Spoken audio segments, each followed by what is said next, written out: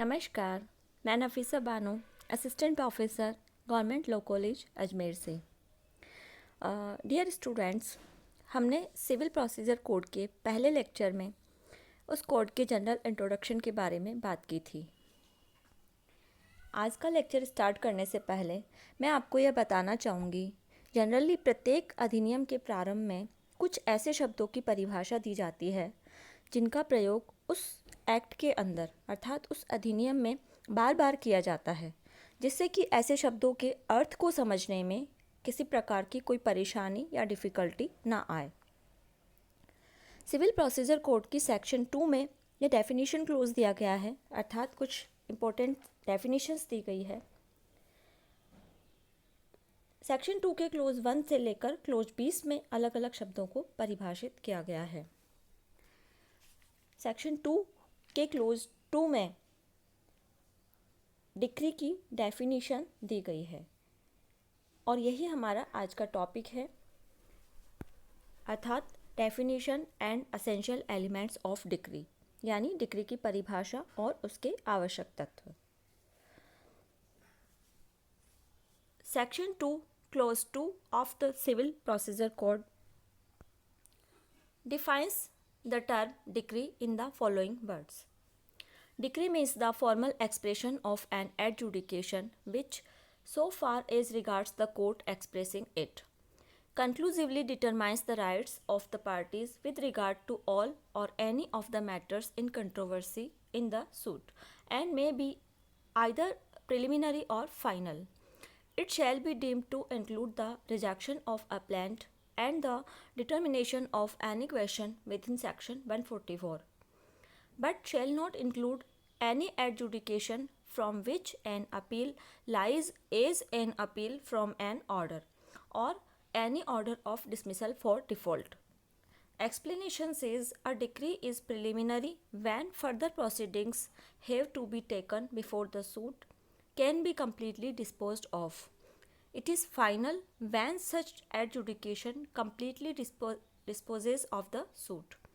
It may be partly preliminary and partly final.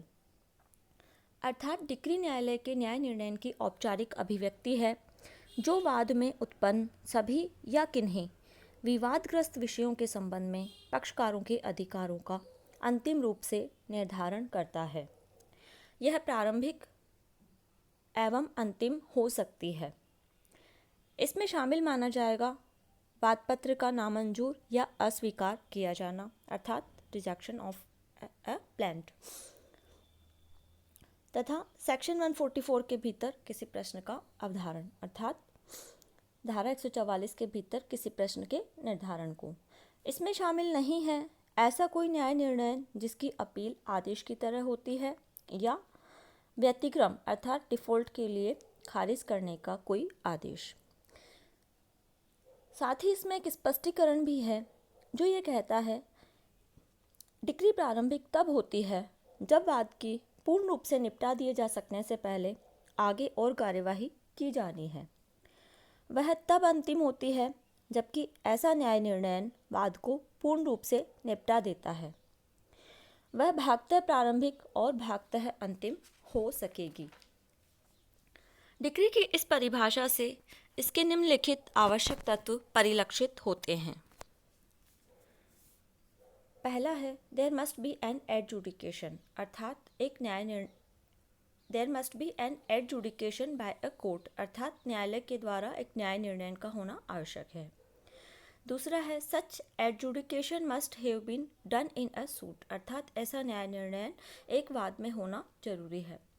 It must have determined the rights of the parties with regard to all or any of the matters in controversy in the suit. जिस न्याय निर्णय की हम बात कर रहे हैं वह वाद के सभी या किन्हीं विवादग्रस्त विषयों के बारे में पक्षकारों के अधिकारों का निर्धारण करना उसके द्वारा जरूरी है। Such determination must be of a conclusive nature, और ऐसा न्याय निर्णय निश्चायक प्रकृति का होना चाहिए। There must be a formal expression of such adjudication, और ऐसे न्याय निर्णय की औपचारिक अभिव्यक्ति होना जरूरी है। 6 पॉइंट में बताया गया है कि डिक्री में 2 चीज़ें शामिल है, रिजेक्शन ऑफ ए प्लान अर्थात वाद पत्र को नामंजूर किया जाना, और सेक्शन 144 के भीतर किसी प्रश्न का निर्धारण। 7 पॉइंट ये कहता है कि अ डिक्री डज नॉट इंक्लूड, यानी एक डिक्री में शामिल नहीं है ऐसा कोई न्याय निर्णय, any adjudication from which an appeal lies as an appeal from an order, अर्थात ऐसा न्याय निर्णय जिसकी अपील आदेश की तरह होती है, या any order of dismissal for default, अर्थात पक्षकार की चूक की वजह से अर्थात व्यतिक्रम की वजह से आदेश को खारिज किया जाना। 8 पॉइंट ये कहता है कि डिक्री प्रारंभिक हो सकती है, अंतिम हो सकती है। अब हम एक एक करके डिक्री के आवश्यक तत्वों पर चर्चा करेंगे। हमारा पहला पॉइंट है, अर्थात डिक्री का पहला असेंशियल एलिमेंट्स है, there must be an adjudication by a court, अर्थात न्यायालय के द्वारा एक न्याय निर्णय का होना जरूरी है, आवश्यक है। न्यायालय के द्वारा दिया गया निर्णय 2 प्रकार का हो सकता है, या तो डिक्री के रूप में या आदेश के रूप में। यदि न्यायालय का निर्णय न्याय निर्णयन के रूप में होता है तो यह डिक्री है, और यदि वह केवल निर्णय या न्यायालय की विचारधारा ही होती है तो यह आदेश कहलाएगा। इस तरह डिक्री की परिभाषा में प्रयुक्त न्याय निर्णयन से तात्पर्य है पक्षकारों के मध्य कोई विवादक था जिसके संबंध में न्यायालय ने दोनों पक्षकारों को सुना, जुडिशियल माइंड अर्थात न्यायिक मस्तिष्क को अप्लाई किया और मेरिट्स एंड डिमेरिट्स के आधार पर उसका निर्णय दिया, जबकि निर्णय केवल इस बात को स्पष्ट करता है कि न्यायालय ने पक्षकारों को सुनकर या बिना सुने स्वतः ही स्वमोटो अपना मत स्पष्ट कर दिया। यही कारण है कि विधायन ने डिक्री की परिभाषा में न्याय निर्णयन शब्द का प्रयोग किया है, जो कि न्यायालय के द्वारा गुण दोषों के आधार पर दिए गए निर्णय को इंडिकेट करता है, जबकि आदेश में केवल निर्णय का प्रयोग किया गया है जो कि न्यायालय की विचारधारा को प्रकट करता है। अतः न्यायालय का कोई भी निर्णय डिक्री की परिभाषा में तब ही आ सकता है जबकि ऐसा निर्णय न्याय निर्णयन की संज्ञा में आता हो। इसी प्रकार कोई भी निर्णय जो कि एक ऐसे अधिकारी द्वारा दिया जाता है जो कि न्यायालय के रूप में नहीं बैठता तो डिक्री की सीमा में नहीं आता, अर्थात न्याय निर्णयन किसी सिविल या राजस्व न्यायालय यानी किसी सिविल कोर्ट या रेवेन्यू कोर्ट के द्वारा दिया जाना आवश्यक है। अब हम बात करेंगे डिक्री के सेकंड एलिमेंट की। Such adjudication must have been done in a suit, अर्थात न्यायालय के द्वारा ऐसा न्याय निर्णय किसी वाद में होना आवश्यक है। सिविल प्रोसीजर कोड में वाद शब्द को कहीं भी परिभाषित नहीं किया गया है, किंतु सामान्यतः वाद शब्द से आशय ऐसी व्यवहार प्रक्रिया से होता है जो वाद पत्र के प्रस्तुतिकरण से संस्थित होती है। अतः ऐसी कोई कार्यवाही जिसका प्रारंभ वाद पत्र से न हो, अर्थात ऐसी कोई सिविल प्रोसीडिंग जो प्लेंट के माध्यम से शुरू न हुई हो या जिसे किसी अन्य अधिनियम के अधीन वाद न माना गया हो, सीपीसी के अधीन वाद नहीं कहा जा सकता, और इसीलिए ऐसी किसी कार्यवाही में जो निर्णय दिया जाता है वह डिक्री नहीं होगा। इस प्रकार न्यायालय द्वारा दिया गया न्याय निर्णय किसी वाद में होना आवश्यक है और वाद के लिए वादी के द्वारा न्यायालय में अर्थात कोर्ट में एक प्लेंट को इंस्टीट्यूट किया जाना, वाद पत्र को संस्थित किया जाना आवश्यक है। सीपीसी सिविल प्रोसीजर कोड के ऑर्डर 33 के अंतर्गत अकिंचन अर्थात इंडिजेंट पर्सन जिसे कि हम निर्धन व्यक्ति कहते हैं के द्वारा अकिंचन के रूप में वाद दाखिल करने के लिए एक आवेदन पत्र यानी एक एप्लीकेशन पेश की जाती है, और न्यायालय के द्वारा अगर ऐसे आवेदन को अस्वीकार कर दिया जाता है तो ऐसा आदेश डिक्री नहीं है।